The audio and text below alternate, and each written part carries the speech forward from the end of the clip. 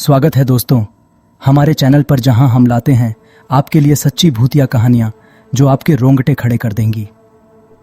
आज की कहानी बहुत खास और खौफनाक है।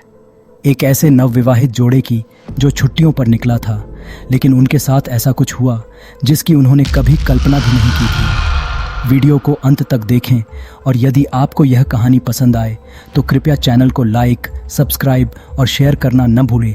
पहले अपलोड की गई कहानियों के बारे में आपके फीडबैक का इंतज़ार रहेगा। कमेंट्स में अपनी राय ज़रूर दें। तो चलिए कहानी शुरू करते हैं। राहुल और साक्षी की शादी को कुछ ही हफ्ते हुए थे। शादी के बाद दोनों ने फैसला किया कि वो एक शांत और खूबसूरत जगह पर छुट्टियां बिताएंगे, जहां वो एक दूसरे के साथ वक्त बिता सकें। उन्होंने एक दूर दराज के गांव में स्थित एक पुरानी हवेली में ठहरने का फैसला किया, जिसे अब एक होटल में बदल दिया गया था। हवेली की पुरानी बनावट और चारों तरफ घना जंगल होने के कारण वहां एक अजीब सी शांति और सन्नाटा पसरा था। पहले दिन तो सब कुछ ठीक ठाक था, लेकिन दूसरे दिन से अजीबोगरीब घटनाएं शुरू हो गईं। रात के समय राहुल और साक्षी को किसी के चलने की आवाजें सुनाई देने लगीं। साक्षी ने सोचा शायद ये उनका वहम होगा, लेकिन राहुल ने भी उन आवाज़ों को महसूस किया।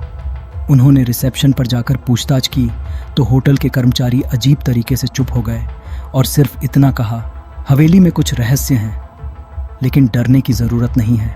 तीसरी रात जब राहुल और साक्षी सो रहे थे, उन्हें अचानक लगा कि कमरे का तापमान बहुत ठंडा हो गया है। राहुल ने उठकर देखा कि खिड़कियां बंद थीं, फिर भी जैसे किसी ठंडी हवा का झोंका उनके पास से गुजर रहा था। अचानक उन्हें एक स्त्री की आवाज़ सुनाई दी, जो धीमी और दर्द भरी थी। मुझे यहाँ से निकलने में मदद करो, आवाज़ बार बार गूंज रही थी। राहुल ने डरते हुए कमरे की रोशनी चालू की और तभी साक्षी ने बिस्तर के पास फर्श पर कुछ लाल निशान देखे, जो खून के जैसे लग रहे थे। दोनों के चेहरे पर डर साफ झलक रहा था। दोनों ने समझा कि अब उन्हें यहाँ से निकलना चाहिए, लेकिन तभी दरवाज़ा अपने आप बंद हो गया। उन्हें लगा जैसे कोई अदृश्य शक्ति उन्हें वहाँ रोकना चाहती है। अगले दिन सुबह उन्होंने होटल के मालिक से बात करने का फैसला किया। मालिक ने झिझकते हुए उन्हें बताया कि यह हवेली सालों पहले एक नवविवाहित दंपत्ति की थी, जो यहाँ रहने के लिए आए थे, लेकिन किसी अनहोनी के चलते वो दोनों इस हवेली से बाहर नहीं जा सके और उनकी आत्मा यहाँ भटक रही है। कहा जाता है कि उनकी आत्माएं उन लोगों से मदद मांगती हैं जो यहाँ ठहरते हैं, ताकि उनकी मुक्ति हो सके। राहुल और साक्षी ने ठान लिया कि वे इस रहस्य को समझने की कोशिश करेंगे। उस रात उन्होंने कमरे में बैठे बैठे उस आत्मा से बात करने की कोशिश की। अचानक हवेली की खिड़कियां खुलने लगीं और ठंडी हवा का एक झोंका उनके पास से गुजरा। एक धुंधली परछाई धीरे धीरे कमरे में उभरने लगी। वो वही स्त्री थी जिसकी आवाज़ उन्होंने सुनी थी। वो आत्मा धीरे धीरे आगे आई और उनसे मदद की गुहार लगाई। उसने बताया कि वो और उसका पति इस हवेली में फंसे हुए हैं और अब वे किसी भी तरह से मुक्ति चाहते हैं।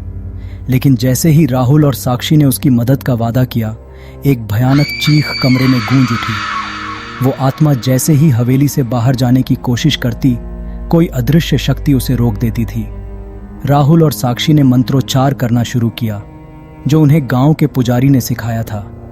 तभी हवेली की दीवारों से एक के बाद एक परछाइयां बाहर निकलने लगीं, मानो वहां कई आत्माएं फंसी हुई हों।